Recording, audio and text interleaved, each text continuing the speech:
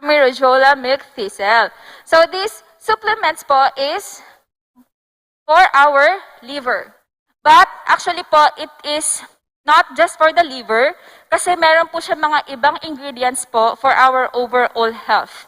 So, yung ating po, meron po siyang milk thistle extract, Rojola extract, and vitamin B complex.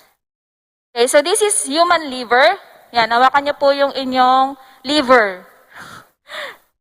Nakalocate po siya dito. So, it is 3 pounds or around 1.5 kilo. Pag lalaki po, mas mabigat yung liver nila. Lahat naman dito nakakita ng liver ng hayop, di ba? So, similar din po yung color ng liver tsaka itsura ng liver natin sa kanila. But, you know guys, ito yung unique organ sa katawan natin. Bakit? Sa lahat ng organ natin, heart, lungs, kidney, pag naoperahan po yan, nagkakaroon ng scar. But our liver po, ito po yung organ na nag-regenerate by itself. So for example po, nabawasan kayo ng 20% of your liver dahil alcoholic or of your lifestyle, tumutubo po dyan.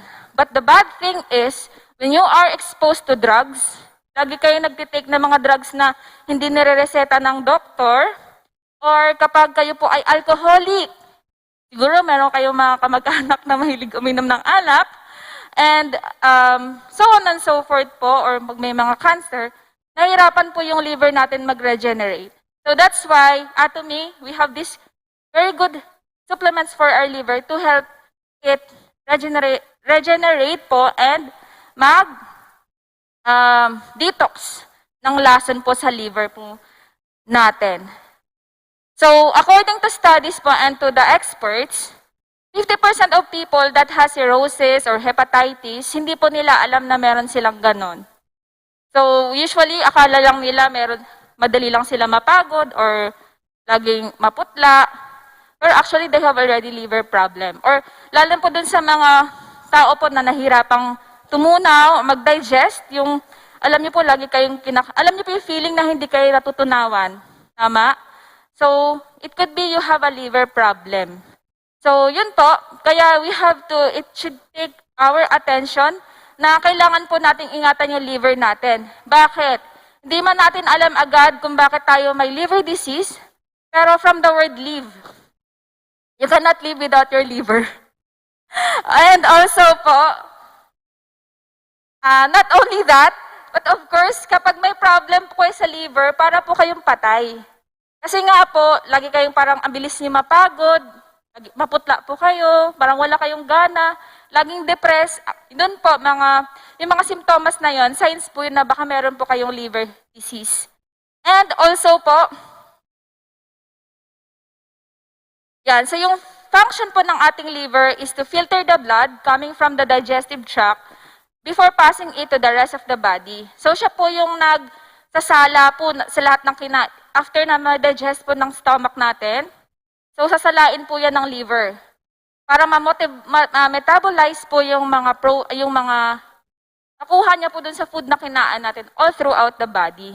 So kapag hindi po nag-function ng maayos yung liver natin or hindi natin iniinuman ng Atomy milk thistle at inabuso po natin yung katawan natin, baka hindi nyo po na-absorb ng katawan natin yung mga kinakain natin kasi meron nga tayong fatty liver or HEPA or like similar to that.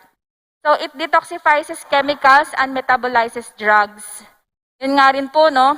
Kaya po, meron pong ingredient na sinama dito sa ating Atomy milk thistle para po yung ingredient ng silimarin is metabolize po ng katawan natin. Kasi in times na meron ka ng liver problem at nagtitake ka ng silimarin, if wala po kayo ng ingredient na yon, hindi rin siya totally ma-absorb ng ating liver. It secretes bile that ends up back in the intestine. So yung bile po yung nire-release ng liver para po matunawan tayo. Next, makes proteins important for blood clotting and other functions. So ito po yung laman ng ating milk thistle. Product, milk thistle, Rojola, vitamin B1, B2, B6, and B5. So these are vitamin B1, B complex. So bakit kaya nilagyan ng B complex? So B complex is can help us po absorb, yung sinabi ko po kanina, to metabolize the milk thistle and Rojola extract. Kasi without B-complex po, it could be yun nga po, nagtitake ka lang ng product, pero iniihi mo lang din. Kasi hindi nga siya, kulang ka, meron kang B-complex deficiency. And those people po who has B-complex, deficient in B-complex, yung iba po sa kanila naliled to paralysis. Kasi yung B-complex po is for our nervous system po, di ba? It should get energy from the food that we eat. So pag wala nga po tayo niyan, useless po yun. Okay, the first ingredient is the milk thistle. So herbalists traditional use milk thistle to protect liver. So may na-discover po akong trivia. Nakikiyos po ba kaya bakit siya tinawag na milk thistle? Does it have milk? Na-question niyo po ba yun?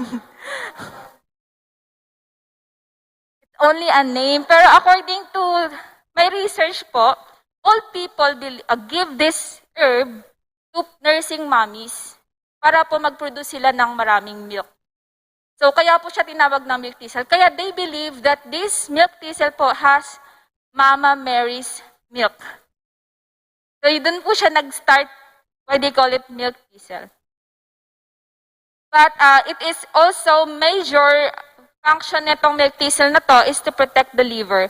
Binibigay po nila to doon nung unang panahon kasi marami pa pong mga ahas dati, di ba? Kasi wala pa masyadong mga building. So marami pong natutuklaw ng ahas. So they give this to remove the poison, to detox the poison. Doon po doon sa taong nakagat ng ahas. And also doon sa alcoholic people.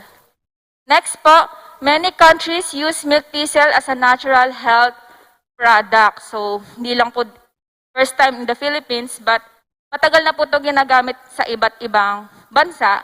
And in fact po, if you go to healthy options, they have a particular product called milk thistle din po. And usually doctors, binibigay po nila ito dun sa may mga problem nga po sa liver. So, ito po yung active ingredient sa milk thistle. We call it silimarin. So, familiar po kayo sa silimarin? Sino po makinginom dito?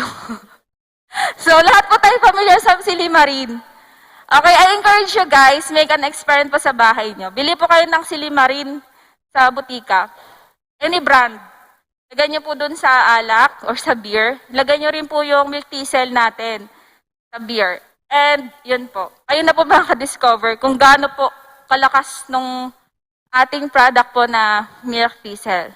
So, this silimarin po, bakit to ginagawang detox sa liver? Kasi it is high in antioxidant, it has anti-cancer properties and anti-inflammatory properties to protect the liver cells.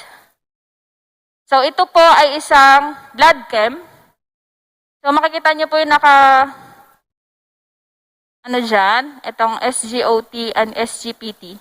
Ito po yung lumalabas sa blood chem or blood test nyo na malalaman po ng doktor kung meron po kayong liver disease. Kasi nagkakaroon po ng leakage. Yung leakage po na yun, sumasama po yun sa inyong mga blood streams. So, paminsan-minsan po magpa-blood chem po kayo.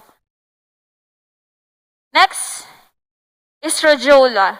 The next important ingredient po na ating milk thistle is Rojola extract. So, old people and herbalists, they use the roots of Rojola po, and describe it as adaptogens. Sa Russia and sa Scandinavian countries, binibigay po nila to doon sa mga taong laging depressed, or over-fatigue, saka may mental problem.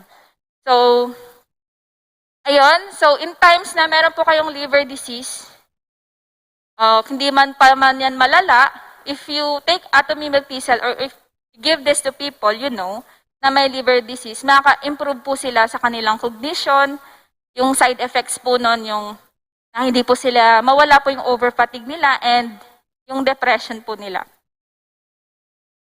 So, Atomy Rojola milk thistle is good for people who need to improve their health, people who want to boost nutrient metabolism, no? Para yung mga kinakain natin or iniinom natin na Atomy supplements like vitamin C, hemohim, gusto niyo pong ma-utilize yan fully ng katawan nyo, you should have to take Atomirejola milk thistle. And people who work longer hours and often have late night meals, no? So, nai-stress po yung liver natin pag wala tayo sa tamang oras kumain. People who find it difficult to manage their health due to busy schedule, people who want to improve their liver metabolism, and people suffering from fatigue caused by stress.